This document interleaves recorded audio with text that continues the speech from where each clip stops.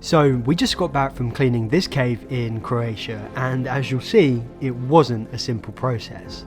We had to dive deep into underground dark silty waters to search for and remove all kinds of old waste, before hoisting it up and out to the surface. This required an expert and skilled team operating in tricky and dangerous conditions, but everyone did their best, and well, you'll see what happened.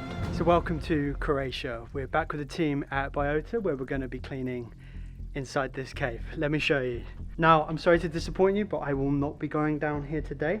You have to be kind of a specialist cave diver. So right now I'm up on this platform, and down there is where we're going to be cleaning. I say we, it's where the guys at BIOTA are going to be cleaning. Well, actually at this point, I hadn't yet realized that I would in fact be climbing down to those dark rocks. Now, you might be wondering, why is it worth going through all of this trouble to clean up some caves? Well, the thing is that this region is a treasure trove of cave biodiversity, where you can find strange animals adapted to live underground, which exist nowhere else on Earth. Many of these species have survived on this planet for unusually long periods of time, and have few closely related living species. This means that they represent a very unique branch of the tree of life, and if we lost them, we would struggle to find any other creatures with a similar way of life or genetic makeup. Many of these species have narrow ranges because they've evolved in specific cave systems that are disconnected from other suitable habitats, a bit like small islands in the ocean. And sadly, many of these caves were used as dump sites in the past, and the pollution of groundwater has threatened these species. Knowing about all of this is what spurred us to start working in the first place, and to do our first cleanup about 2 years ago. At the time, we focused on a cave that provided habitat for species like the olm, a blind cave salamander with translucent skin, a cave sponge, and the Croatian dace, which is endemic to that cave system. The cave we are tackling now is known as Predolac, and it's situated in the south of Croatia, within the Dinara Mountains near the town of Metkovic. Just like many of its kind across Croatia, it holds unique and rare life forms. Actually, within our cave, we have 2 species which are unique to this part of the world and listed as strictly protected in the country. And one of them, Congeria kuskeri, a cave bivalve which in 2013 was listed as vulnerable on the IUCN because it was only known to occur in 15 caves, which were threatened with pollution. Since then, research has shown that there are actually 3 different species of Congeria, which means that each one is probably found in fewer caves than was previously thought, and so is likely at greater risk of extinction. The second species is Marifugia cavatica, which is a freshwater cave-dwelling tube worm, and other than being an interesting species in its own right, it's also thought to form habitat and shelter for other cave-dwelling animals. And right now, after these species evolved for millions of years before the human species even existed, it's humans who are now threatening the delicate conditions that they and many other life forms rely upon. You see, this cave historically was used as a convenient dump site, discarding all manner of man-made materials from small plastics to large metallic objects. Most of this waste has been removed, and today the cave welcomes tourists through a visitor centre, and there is little risk of more waste entering the cave. However, a lot of the underwater waste still remains because it's very challenging to remove, which is where our team of cave divers come in. So for us, it's a no-brainer to attempt to clear these caves to ensure that the special life within them has a future. Just like in the last cleanup, we've partnered up again with BIOTA, and for this one we're back with Dusan, Petra and Anna, who will be undertaking the cleanup. You have a lot of stuff, Petra. It's a sickness. A healthy kind of sickness though. No, it empties your wallet, and you have to get a bit bigger car. Petra has over 25 years of diving experience, and Dusan, who will be joining her in the water, is also no beginner too. I mean, cave diving is evidently dangerous, and with our cave it will be no different. Is this a particularly risky one to be? Yeah, well, not because it's not drawn, it doesn't matter. It's just for us to know that like if it gets very murky and you decide to go up, you can get into that, and then if you see that there is, then you have to go down and back. That murkiness that Dusan mentioned can also be called a silt out, which is essentially where all the sediment gets disturbed and floats up, creating zero visibility. Not exactly what you want when diving in deep dark caves, especially when you're trying to clean them and film too. Okay, so the logistics of filming this one is a little bit tricky. To get some good shots for you, I'm now going to climb down a ladder which I've been told is pretty strong enough. It's quite dark in here, so I'm doing my best with this light to illuminate everything so you can see it. But what we've got here is like a pulley system that is going to pull the trash up from all the way down here, and I'm about to climb down there now.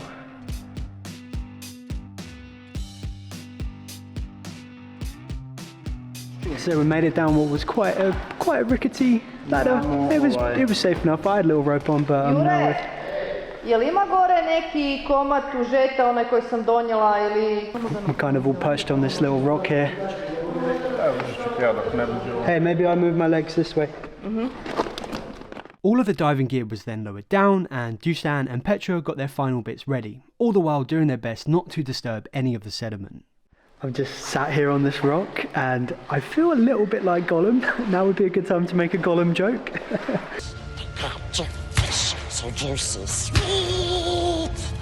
That's Dusan, and Petra is right down there, that glowing green light you can see. The conditions down there for filming were tricky to say the least. Since this cave has no strong outward flow, once that sediment is disturbed, it takes a long while for it to settle. And since the level of visibility will determine how much trash can be taken out, the underwater filming had to take a back seat, as taking out the trash is the priority. Okay, so we've already started to take up, like, this is the first bits of trash. I mean, look at this, it's just like a random old bit of soggy wood, and then in here there's just like a bag of plastic, and there's some wire in there, some old rope. It's just stuff that is not going to go by itself. Take hundreds if not thousands of years to break down, and when it does break down, it's going to pollute it anyway.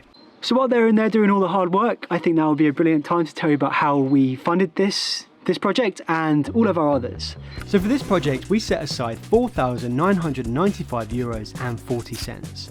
This money comes from our Mossy Earth membership, made up of people from all over the world who want to make a positive impact on our planet. We do this by putting together rewilding projects like turning an old quarry back to nature in Portugal, releasing hundreds of rare water voles in the UK, or establishing oyster meadows in the sea. To make all of this work, we have our own team of biologists, like Tiago, who either develop our own projects or find the best partners like we're doing now with BIOTA. And to ensure that you can track your impact, we report on these projects on a weekly basis in the account, add all the transactions, actions and impacts to an in-depth transparency database, write detailed monthly field report, and we make these videos. Oh, and if you want to get in touch with the team, we are always available for a call or a chat on Discord. So it's pretty cheap. I mean, for the price of a couple of coffees or a couple of beers, maybe a fancy beer, you could put that money instead to helping the planet, to making a more resilient planet. So if you are interested in becoming a member, check out mossy.earth. It's linked on the screen now, and it will be pinned down in the comments.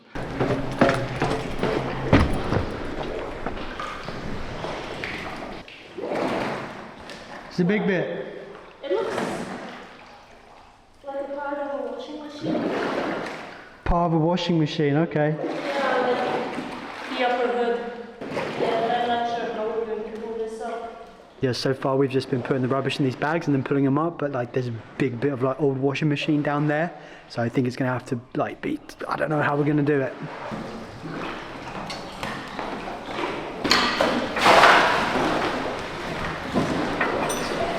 Managed to get the big bit out, just attached the carabiner to it and pulled it up. Simples. So we were just building up a massive pile of the rubbish, but now because we need to reuse the bags, there's still more in there. He's now taking it out and just throwing it in the bin out there, and the bags are going back in. The guys worked for a while longer, but conditions just got too difficult. Was it good? Yeah. The hard work. Yeah. It looked really difficult. Actually, it got silty really quickly, so all the small stuff we cannot just pick it up so fast. You see 5 things and then we throw into the bag, but in a few seconds. Did it get quite silty down there? Could you not see much in the end, or? No, it was zero viz. Zero viz. Yeah, nothing. Because they have these nylons under the sediment, and if you try to pull out the nylon, it's a big cloud of mud. I tried to take a piece of plywood from Dusan, and I was left with a piece this big. Yeah, it just disintegrates. It's just so old, and yeah. What was the main stuff, like plastics, glass? Yeah, it's plastic. There is quite a lot of glass. So, and there was a lot of some kind of wire which probably was from some kind of, you know, like when the first houses were built, because all of it is really old. It's like you take it and it just breaks apart, so then you have 4 pieces you're trying to catch.